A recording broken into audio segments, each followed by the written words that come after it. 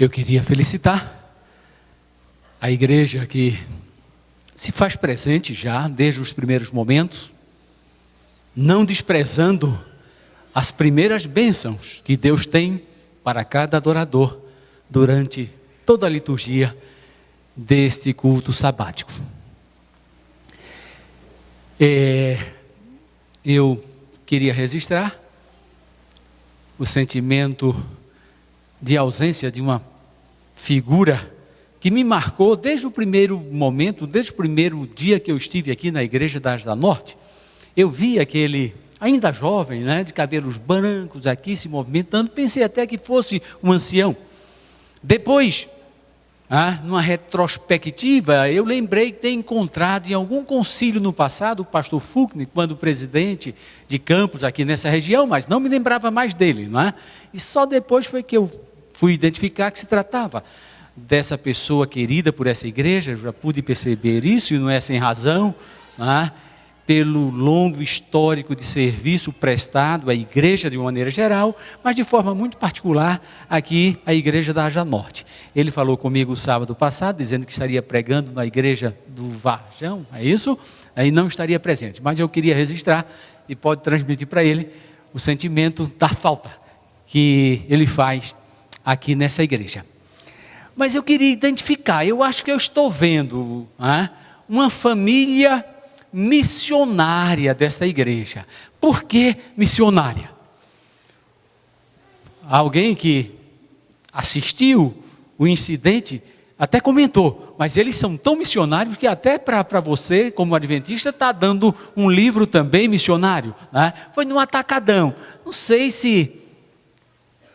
Eu acho que está por aí, Aconteceu um incidentezinho na fila do caixa, e nós nos conhecemos, E de repente, o irmão que, não sei, estou achando que foi aquele ali, saiu e foi buscar o livro, É isso? Eu acho que sim, E me entregou o livro. Eu disse, olha, agradeço a sua gentileza, gostaria até de receber o livro, mas eu sou adventista também. Ele disse, mas de que igreja? Eu digo, lá da Asa Norte. Nós também somos da Asa Norte. É o casal aí, não é? Eu acho que sim, deve ser. Pelo menos a minha memória está identificando aí esse casal. Aí eu pensei, mas que igreja missionária? É a igreja da Asa Norte. Eu ainda não consegui a minha transferência aqui para a igreja da Asa Norte, porque a igreja de onde eu sou membro, quando eu falei na transferência, eles disseram, não pastor, a gente não vai dar a sua transferência, porque a gente espera que você volte aqui para a nossa igreja, Então eles estão esperando que eu volte para lá, A possibilidade, eu diria que é um tanto remota, mas não vou assim frustrá-lo, deixa eles pensando que eu volte, mas eu estou aqui na igreja da Asa Norte, me senti muito bem acolhido, vocês são muito amáveis, estava com saudade dos meus professores, mas pelo menos o Júnior já estou vendo ali. Quando terminar aqui, eu vou correr para a minha unidade, viu? Porque como tem sido gostoso o estudo da lição da escola sabatina, ali na unidade onde o ancião, o Júnior, é professor, e o irmão Roosevelt também, que eu acho que deve estar lá pelo Jalapão, De férias no Jalapão. Mas é uma alegria, queridos, estar aqui, compartilhando das bênçãos de Deus. E eu gostaria de significar muito esse momento, o momento da adoração, o momento da criatura com o Criador. Olha, por se tornar frequente nossa vinda à igreja, nós podemos correr o risco de tornarmos comum esse momento. Mas ele é um momento singular. É um momento quando nós, permitam-me, e eu quero me classificar, o primeiro pecador entre todos que aqui estão, Mas é o momento que nós temos o encontro com o Deus Criador, o Deus que rege todo esse universo. E eu costumo sempre dizer que antes que o primeiro adorador chegue ao santuário, Deus já se encontra aqui esperando por cada um de nós. Portanto, repute como sendo um privilégio imerecido estarmos diante da presença invisível, mas real, do Deus Todo-Poderoso. E que as suas bênçãos espirituais, bênçãos físicas, materiais, emocionais, possa alcançar a cada adorador nesta manhã. É o nosso primeiro rogo, a nossa primeira súplica ao nosso Deus. Onde é que eu tenho tempo? Ainda não começou, ainda bem, vai começar a partir de agora. O Salmo 137 é um salmo de lamento. Nele, nós podemos encontrar a profunda tristeza, a nostalgia, as saudades de um povo que teve, eu vou usar o termo, a sua sorte virada. O Salmo diz: às margens dos rios de Babilônia nos assentávamos e chorávamos, lembrando-nos de Sião. Nos salgueiros que lá havia pendurávamos as nossas harpas, pois aqueles que nos levaram cativos nos pediam canção, e os nossos opressores que fôssemos alegres, dizendo: entoai-nos os cânticos de Sião. Mas em sua profunda tristeza o povo respondia: como vamos cantar o cântico do Senhor em terra estranha? Se eu de ti me esquecer, ó Jerusalém, que se resseque a minha língua, apegue-se minha língua ao paladar, se não me lembrar de ti, se não preferir eu, Jerusalém, a minha maior alegria. E aí num desabafo, contra os filhos de Edom, lembra-te, Senhor, dos dias de Jerusalém, pois dizia: arrasai-a, arrasai-a até os fundamentos. Filha de Babilônia, que hás de ser destruída, feliz aquele que te der o pago do mal que nos fizeste. Esse era o lamento da igreja, nação de Israel. Eu disse que aquele povo teve a sua sorte virada, porque na verdade, para eles, Deus havia determinado que fosse a nação igreja de Israel uma nação vitoriosa, que derrotasse os seus inimigos nacionais. Mas em vez disto, em vez de vencer, eles foram vencidos,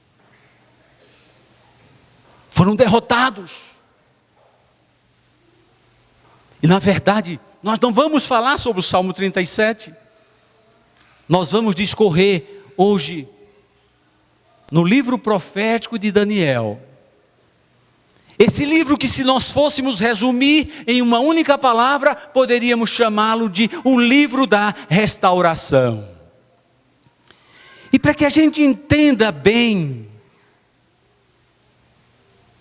esta história universal, esse relato de Deus, nós precisamos levar em consideração a situação em que se encontrava a nação e igreja de Israel no momento quando as profecias foram dadas a Daniel. O povo haviam perdido o reino. O rei havia sido destronado. O santuário destruído. E a maioria do povo, inclusive Daniel, cativo em Babilônia. É em meio a essa nota trágica que Deus levanta Daniel, trazendo uma mensagem de restauração. Uma restauração completa de tudo quanto havia se perdido. A restauração do reino, do rei, do santuário e do povo. Daniel 2. Vamos abrir a palavra de Deus. Daniel 2. Eu diria que é a profecia fundamental desse cronograma divino de restauração. Eu posso imaginar que no seu sofrimento, na sua angústia como cativos, vivendo uma situação de opressão, é possível que muitos daqueles que faziam parte da igreja, nação de Deus, tenham perguntado: Senhor, até quando? Até quando? É possível que muitos tenham questionado: por quanto tempo mais nós vamos ter que conviver com essa situação? Perguntas estas que se tornam muito comuns nos dias em que estamos vivendo. Eu não sei se você, em algum momento de sua vida, quem sabe numa dificuldade, você foi levado a questionar a Deus: Senhor, até quando? Considerando ser a volta de Jesus para nós, como adventistas do sétimo dia, a cristalização dos nossos melhores sonhos, é possível que em algum momento você já tenha questionado a Deus, perguntando: Senhor, por quanto tempo mais nós vamos ter que esperar?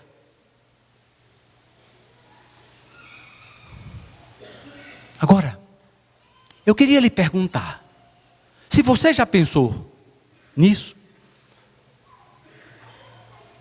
Você já refletiu?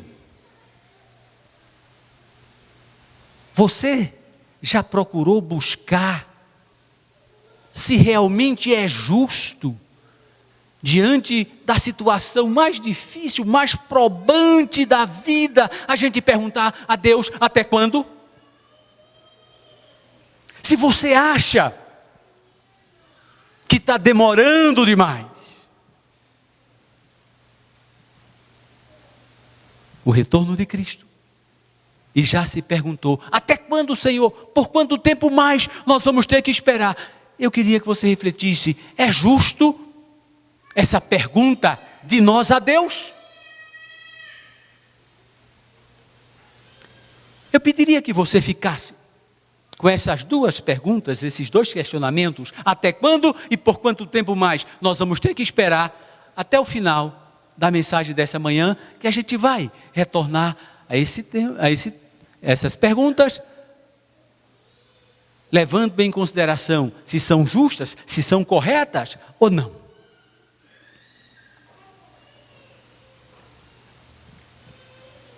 Até quando? Por quanto tempo vamos ter que ficar nessa situação? Talvez fossem perguntas frequentes na mente do povo de Israel.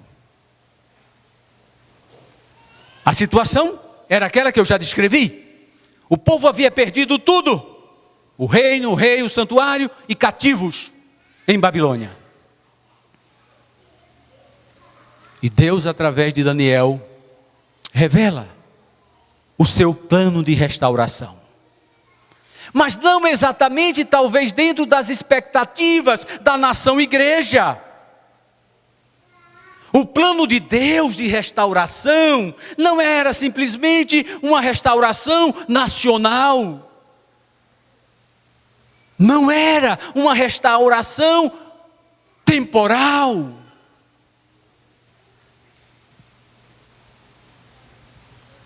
O livro de Daniel pode ser considerado um livro que revela todo o plano universal de Deus, de restaurar exatamente tudo quanto havia sido perdido. E eu volto a afirmar, Daniel 2 é a profecia fundamental desse cronograma divino. E eu vos convido a lerem comigo Daniel 2, versos 44 e 45. Mas nos dias destes reis, o Deus dos céus suscitará um reino que não será jamais destruído. Este reino não passará a outro povo. Eis-me um sará e consumirá todos esses reinos, mas ele mesmo subsistirá para sempre. Como viste que do monte foi cortada uma pedra sem auxílio de mão, e ela esmiuçou o ferro, o bronze, o barro, a prata e o ouro, ou seja, todos os reinos deste mundo.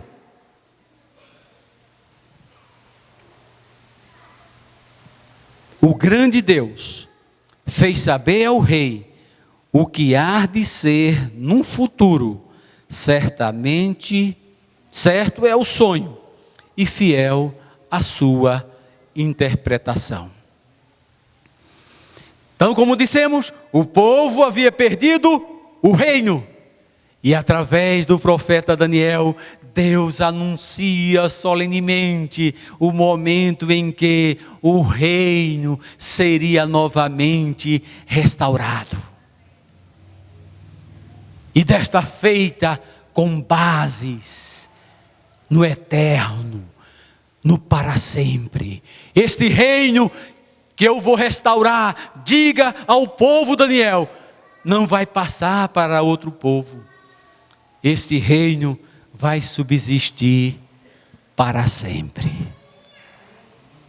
Esta é a profecia fundamental do livro de Daniel. Por sua vez, no capítulo 7 do seu livro, Daniel revela o momento em que o rei que havia sido destronado será novamente empossado. Leiam comigo Daniel 7 e o verso 13. Eu estava olhando nas minhas visões da noite, e eis que vinha com as nuvens do céu, um como o filho do homem, e dirigiu-se ao ancião de dias, e o fizeram chegar até ele. O verso 14, e foi-lhe dado o que mesmo? O domínio, a glória e o reino, para que os povos, nações e homens de todas as línguas o servissem. O seu domínio é domínio eterno, que não passará, e o seu reino jamais será destruído. Meus queridos, eu queria que vocês me acompanhassem e percebessem que há entre uma profecia e outra, entre um propósito de restauração de uma coisa e de outra, uma íntima interdependência.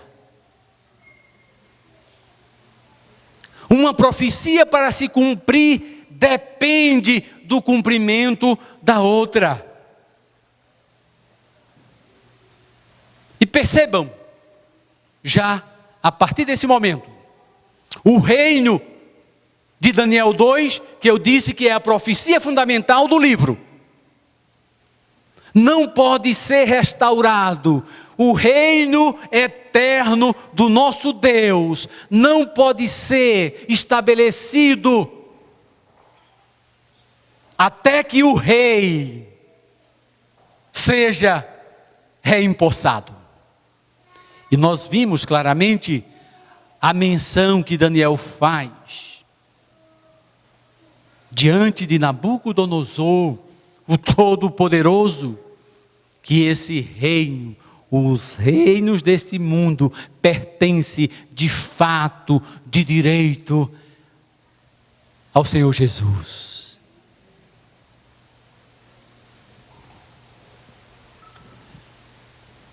Então o reino não pode ser estabelecido enquanto o verdadeiro Rei do universo não possa novamente tomar em suas mãos o cetro da justiça para reger o universo e de forma muito particular o nosso planeta.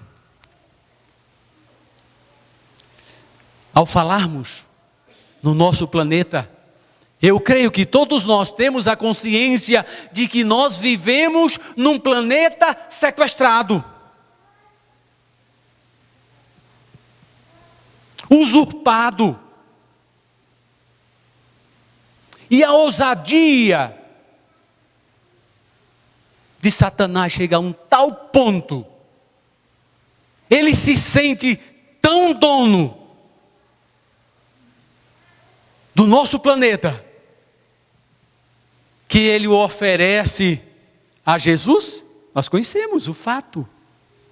Tudo isso te darei. É meu. Talvez ele não assuma que ele usurpou de forma fraudulenta, que ele sequestrou, mas o fato é que aqueles a quem Deus havia dado a autoridade para dominar o planeta recém-criado, belo, maravilhoso, transferiu para ele. Transferiu.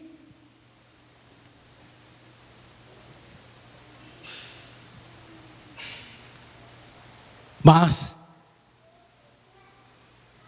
Deus revela através de Daniel. E não percam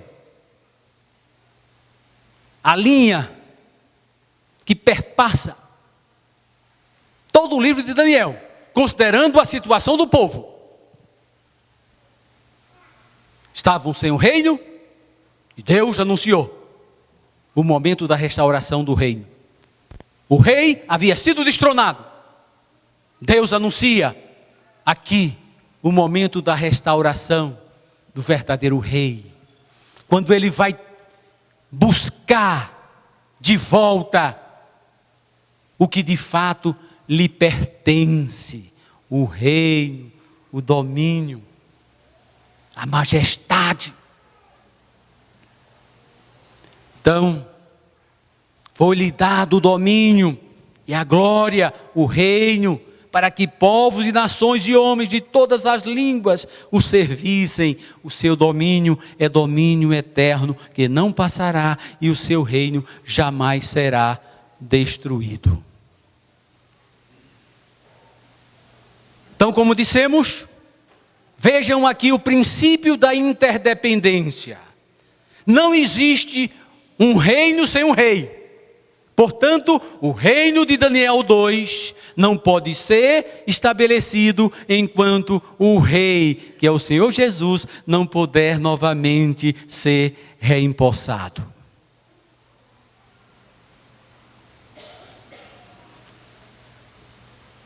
Mas eu dizia que o povo perdera o reino, o rei, o santuário. E em Daniel, no capítulo 8, Deus revela o momento em que o verdadeiro santuário seria restaurado. Esse verso ele se torna singular na história do movimento da Igreja Adventista do Sétimo Dia. Essa data eu me questiono muito. Por que nós, como igreja adventista do sétimo dia, não celebramos de forma eufórica a cada ano o 22 de outubro? Muitas vezes passa até desapercebido. Essa é uma data singular. Alguns estudiosos da Bíblia chegam a dizer que em Daniel 8:14 nós encontramos como movimento a nossa certidão de nascimento. Está aqui. Até 2.300 tardes e manhãs, e o quê? O santuário será purificado. Daniel 2, restauração do reino. Daniel 7, restauração do rei. Ou melhor, exatamente. E Daniel 8, restauração do santuário. Vamos trabalhar mais uma vez o princípio da interdependência entre o cumprimento de uma profecia e outra. O reino não pode ser estabelecido enquanto o rei dos reis, o Senhor dos senhores, não tiver novamente o domínio usurpado pelo inimigo. Por sua vez, Daniel 7, que trata da restauração do rei, depende de Daniel 8, a restauração do santuário. Lá em Levítico 16 nós encontramos a menção do solene dia da expiação. Dentro da liturgia de então, a cada dia, ao pecador confessar o seu pecado sobre um inocente animal. O pecado era transferido para o animal. O sangue daquele animal sacrificado era manipulado até o santuário. E diariamente o santuário era contaminado com os pecados de todos aqueles que confessavam, e havia aquela transferência, tornando-se necessário um dia solene. Um dia que, segundo o relato bíblico, o povo afligia a alma. Dos serviços daquele dia dependia o verdadeiro e total perdão de todos os pecados da nação. A cada dia, ao confessar o pecado, o perdão era concedido, mas, digamos, era como um cheque pré-datado. Esse cheque era realmente descontado, a conta era realmente paga no dia da expiação.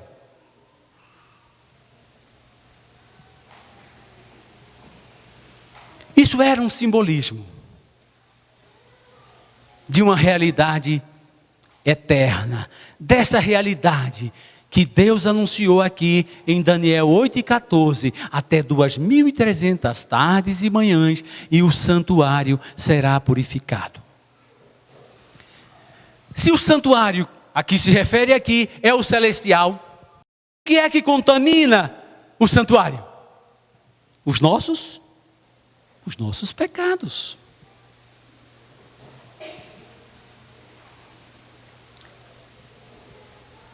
Ellen White chega a fazer o seguinte comentário: nós precisamos compreender que enquanto carrega com os nossos pecados no santuário, Jesus continua sendo o Cordeiro todo ensanguentado. E ela faz uma pergunta: até quando?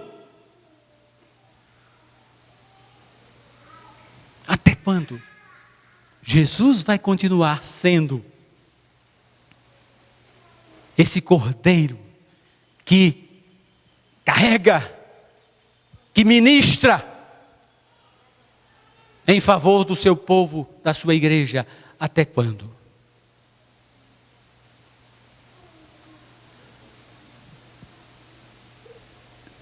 Enquanto Jesus continuar ministrando no santuário celestial, como nosso sumo sacerdote, ele não vai poder despir-se de suas vestes sacerdotais e vestir-se da realeza e tomar de novo o domínio desse mundo. Portanto, o reino depende da restauração do rei. E por sua vez, o rei depende da restauração do santuário. Vejam a interdependência. Daniel 2 não se cumpre, enquanto Daniel 7 não pudesse cumprir a restauração do rei. Daniel 7 não vai se cumprir, enquanto Daniel 8:14 não tiver totalmente cumprido, enquanto Jesus não disser solenemente: está feito, está consumado. Queridos, eu creio que o mesmo sentimento, talvez até mais intenso, que acometia a nação, igreja de Israel no dia da expiação, deve, de alguma forma, mexer conosco nesses dias em que nós estamos vivendo. A partir de 22 de outubro de 1844, Jesus dá início à sua fase final de ministração no santuário celestial. Esse é um tempo solene. Hoje pela manhã, não sei se foi o irmão Paulo que mencionou algo sobre a volta de Jesus. E a gente, na conversa rápida, chegou àquela conclusão lógica que todos nós sabemos: nós estamos vivendo hoje em tempo emprestado.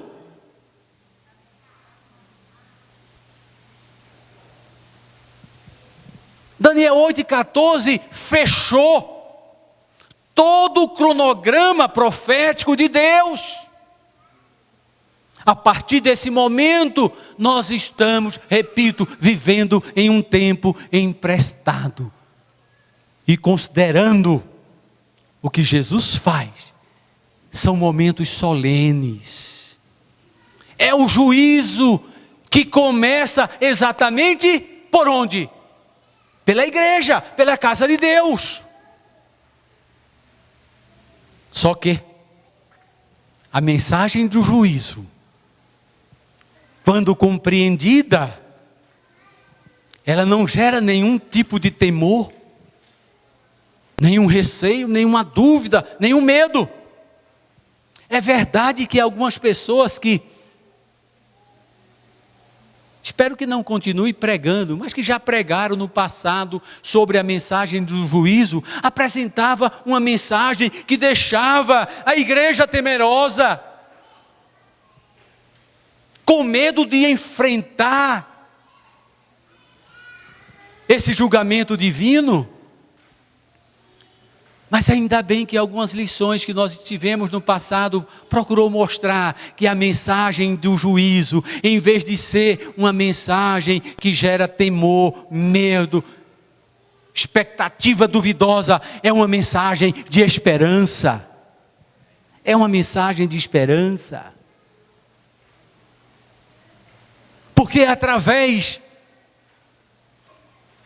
da mensagem do juízo, que nós chegamos à conclusão de que a nossa salvação, a nossa restauração, Não depende de nós mesmos, porque se dependesse, estaríamos irremediavelmente perdidos. A minha e a sua salvação, a minha e a sua restauração depende de Jesus.